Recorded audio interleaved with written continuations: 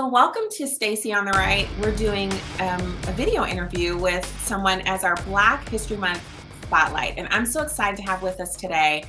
It's actually, I just saw her a couple days ago because she was at BLEXIT St. Louis.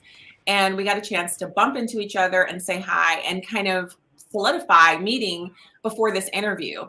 Today with me, I have Jasmine Woodson. She's the Assistant State Director for BLEXIT. She's a criminal justice reform advocate. And I'm so glad that you're here today, Jasmine. Thank you for joining me. Thank you for having me. So let's talk first. You have an interesting backstory where you started off in one place and now you're here, not just working on behalf of criminal justice reform, but doing amazing work with BLEXIT, which is Candice Owens' national organization. So tell me, how did you get started and where do you pull from now that you're here doing this amazing work?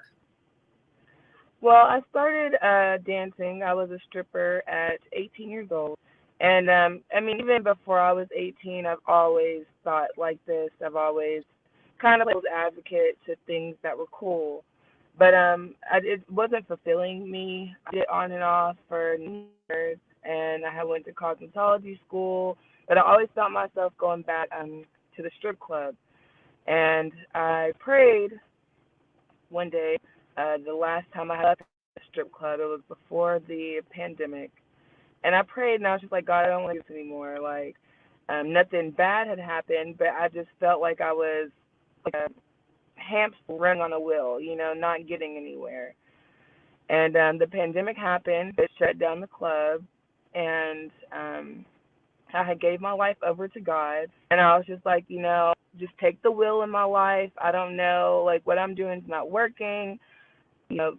I want something different. And a couple months later, I joined BLEXIT as a leadership team. I was arguing BLEXIT, and I had started working a case, a wrongful conviction, actually in court now. So it's like as soon as I gave my life over to God, everything switched. I'm walking in my purpose now, and I've had so many opportunities through BLEXIT. As well as doing the innocence advocacy. Now I'm able to lobby for bills for criminal reform, and I definitely thank God the reason why, just giving him the will over my life. So that's amazing because what God does is he comes in and he just basically says, okay, you're forgiven. Now what are we going to do? And you can start over again. It's a fresh start, but it's the beginning of an adventure because he enables us to do things that maybe we hadn't previously considered we would do, right? Because, working in politics and doing BLEXIT, as Candice Owens is famous for being kind of a fire starter and, very, very strong viewpoint that enrages people on the opposing side. So did you ever think to yourself before you actually did that you'd be working with Candice Owens or her organization or advocating on criminal justice reform issues? Not at all, not one bit. My first BLEXIT rally was in D.C. House, so that was like coming in strong, and I love Candice for that. I really want to say shout out to Candice because there's a lot of minority organizations who've got a lot of opportunities, through her and what she's doing. We may not agree with her 24/7, but she really does. She paves the way and helps all of us. And no, I had no clue I'd be doing this. Like if you would have asked me 2 years ago, girl, this would be nowhere on my radar. But I'm so glad that it is. So let's talk a little bit about the criminal justice reform. You said you've gotten involved with it and now you're advocating. What are you advocating for specifically when it comes to reform, and what is informing you in that space? Because a lot of people hear criminal justice reform and the first thing we think of is the bail reform that is so disastrous in numerous municipalities and locales across the country. It's driving up crime. And I believe you have a much more nuanced approach to this, and it's different than just simply saying nobody should have to pay bail. So where do you fall on that spectrum? Well, I really wanted, like, once I started doing the innocence advocacy, it made me realize that there's so much wrong with our criminal justice system. And I was like, I can, there's one case that I'm fighting, but I was like, I need to help people at a grander scale so it'll be easier when it's their turn. We do have a bail reform bond, but we also have a bail reform bill. But we also have like a bill for probation. Instead of you getting arrested twice, you have a violation of probation.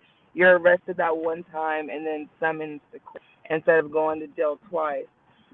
We also have marijuana decriminalization that will, people get charged with like petty crimes of marijuana from going to jail.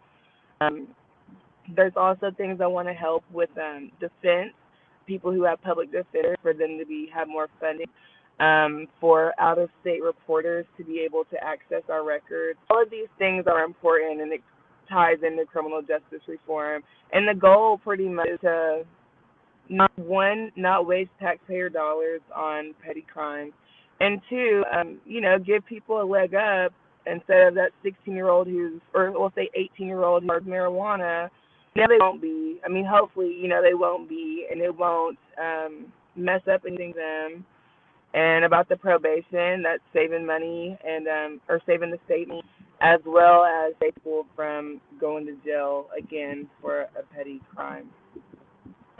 So, in the big scheme of things, as you've been working with criminal justice reform and advocating on behalf of the innocence advocacy, what have you found? Because I think there's a lack of information in that space.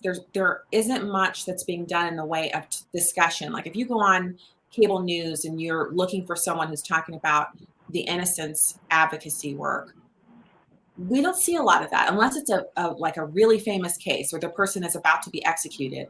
Then we'll hear about it. But there are many, many more cases besides those. Can you tell us more about that work? Yeah, well, once you get in, it's like it draws you in, and then there is so many. And you want to take a case. I probably have people message me on Instagram about twice a week, trying to ask me to help them. And if I could take every case, I definitely would. But not everybody who claims innocence is innocent. But it's just help where you can. You're only one person. And you can't do everything. You can't be everywhere at once. But it's sticking, going all the way through with your plan to make sure that the people after you are here. And you don't hear much about it, I feel like, because a lot of people get defeated and then make it to the next level. I was very angry. That's what motivated me. Being angry is a motivator, but you just can't stay at anger. You got to move past that. So now I'm not really angry. I'm not angry at all. I actually feel like this man is about to get out. He's been in prison for 2 years. There's no evidence against him. We go back to court 25th, and I'm pretty sure he's about to get out. But with his case, there's other people in the same town who have been in prison for about the same amount of time as him, and they're reopening their cases too. So it's just like a domino effect. Help where you can, where you are, and that'll motivate others to get started too. So as we're closing out here, is there anything else you'd like to add, Jasmine, about the criminal justice reform or about BLEXIT that you feel like our viewers would like to know about the work that you're doing with those? Yeah, sure. With BLEXIT, I urge everyone to join. You can go to the BLEXITfoundation.org and type in state. You'll be able to go to all the events in your state and possibly become a leader on the leadership team if that team is missing any leaders. BLEXIT, like I said, there's so many opportunities that come with it. And not only that, but you're surrounded by a lot of like-minded people.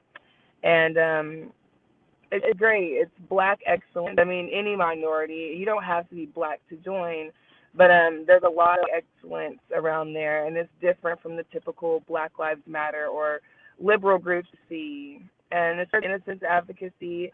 If anyone wants to know anything about it, you can look up the #FreeUnclePhil. As well, you can go to Philip Mullins is Innocent on Facebook. And my Facebook, Jasmine Witt, I have a lot of information on that as well. Fantastic. So I just want to say thank you, Jasmine, for joining me today and for doing it on video. I think this is fun, and we hope to do more of this at Family Vision Media. And it's really nice to have you doing a Black History Month spotlight with us and being our first StreamYard guest. And I hope to talk to you soon, and I hope we can interact more, especially at the BLEXIT events. I had such a great time at the event that was here in St. Louis over the weekend, and I hope to attend more things when they're here locally.